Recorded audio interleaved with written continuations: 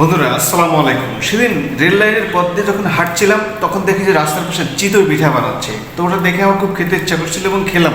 কিন্তু খেয়ে হেঁটে আসার সময় মনে হলো যে বাড়িতে খালা, নানি, ফুপু, দাদি নাই, মা নাই এবং তারা থাকলেও তারা পিঠা বানাতে পারে না, মানে যে ঘরে পিঠা তৈরি হয় না সে ঘরের ছেলেপুলেরা মানে কতটা আনলাকি সেটা আমি সেদিন ফিল করছিলাম। মানে যে ঘরে পিঠা হয় না আসলে পিঠা না হলে সেটা একটা ব্যাড লাক সে ঘরে।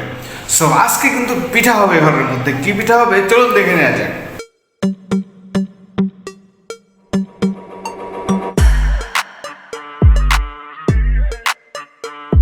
প্রচুর পিঠা খেতে হবে আজকে।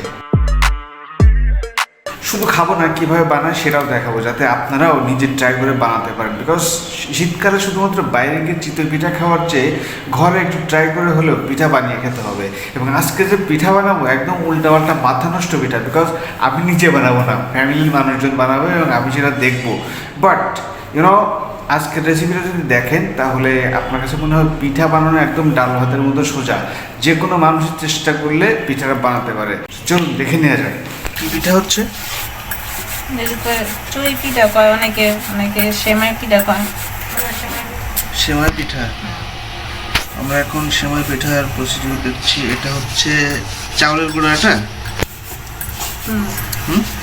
চাউলের গুঁড়া, চাউলের গুঁড়া। ওকে, এখন এটা হলো বানানোর প্রসিডিউর। আর এই হলো র পিঠা। এটাকে আরও প্রসেস করতে হবে। প্রসেস করার পরে আসলে আমরা খেতে পারবো, দেখতে পারবো। আসলে সময়ের মতো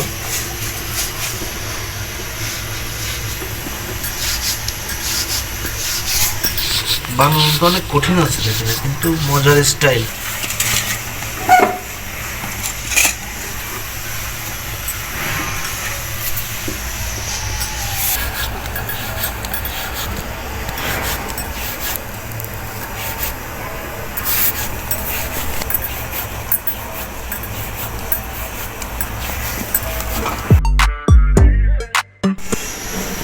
পিঠার বিশাল আয়োজন চলছে, সবাই মিলে পিঠা বানাচ্ছে।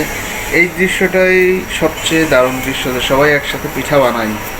এটাই মেইনলি বাংলাদেশ বা বাঙালিদের একটা কালচার। এখন কি পিঠা হচ্ছে এটা? বড় বড় সাইজ, এটা চাপিলা পিঠা।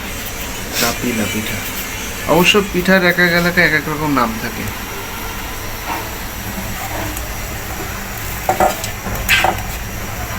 কুমিল্লা দোল্লা পিঠা। কি পিঠা? দোল্লা পিঠা। কুমিল্লাতে দোল্লা বলে। আরেকটু বড় এটা। মেরা পিঠা ওটা সিদ্ধ ভাতে করে, এটা এটা তো এইটাই দোল্লা পিঠাও করে, মেরা পিঠাও করে।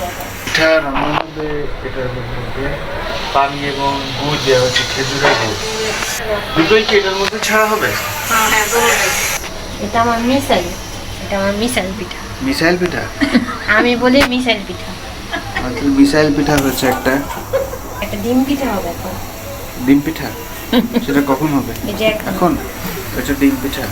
মানে যেভাবে আপনি বানাতে পারবেন ওটা একটা নাম দিয়ে দিবেন। আসলে আপনি কোনো পিঠাই বানাতে পারেন না। পারেন? এই যে এটা আমার ডিম পিঠা। এটা কি ঘোড়া ডিম? না, সে ডিম হতে পারে, ডাইনোসরের ডিম। এখন পিঠা দেওয়া হবে, কাঁচা পিঠা, চাপিলা, তারপরে কি যেন আর কি সেমাই পিঠা। যে যেটা ভেবে নিতে পারেন, সমস্যা। ওরে বাবা রে, এটা কি ভালোবাসা পিঠা? ভালোবাসা পিঠা। আজকে রসগোল্লা পিঠা, ডিম পিঠা, সব একসাথে ঢেলে দেওয়া যায় না? এটা একটু মোটা তো, এটা একটু আগে দিতেছি, এটা তো সময় লাগবে। ওইটা তো তাড়াতাড়ি হয়ে যাবে, ঠিক আছে। এটা 5 মিনিট পরে আবার লাগবে। তার মানে সব একসাথেই তো কুকিং হবে? হ্যাঁ। ওকে, কতক্ষণ রাখতে হবে? অনেক। এটা 5 মিনিট রেখে তারপর এটা দিব। তারপর সব মিলে রান্না করতে যত সময় লাগে সেদ্ধ হওয়াটা বিষয়। এর মধ্যে কি আর কোনো ইনগ্রেডিয়েন্টস যোগ করা হবে? না, শুধু লবণ আর মিঠাই। ও, তার মানে খেজুরের গুড়, লবণ আর পানির মধ্যে। দুধ দিবেন না? হ্যাঁ, দুধ পরে নামানোর আগে। নামানোর আগে দুধ দিবেন? ওকে, ঠিক আছে, হোক তাহলে।